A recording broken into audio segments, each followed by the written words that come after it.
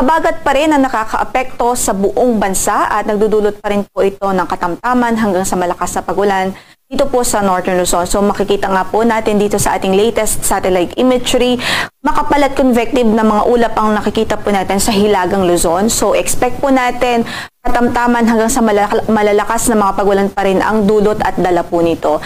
Dahil pa rin ho yan sa habagat. Maulap din sa natitirang bahagi pa ng Northern Luzon at maging dito po sa Central Luzon. Samantala, wala po tayong LPA o bagyo na minomonitor ngayon sa loob ng ating area of responsibility. At least in the next 2 to 3 days, wala tayong inaasahan pero magtatabi pa rin po tayo sa magiging updates ng Pag-asa. So, ibig sabihin, maliban po sa habagat ay wala pong ibang weather system na nakakaapekto sa bansa. Although yung habagat patuloy nga po itong nagdudulot ng pagulan sa malaking bahagi ng Luzon.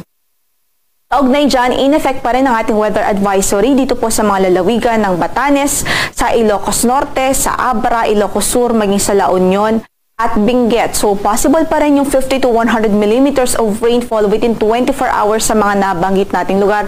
Kaya't iba yung pag-iingat pa rin ng ating abiso dahil ibig sabihin yan, posible pa rin yung mga localized flooding o yung mga localized na pagbaha.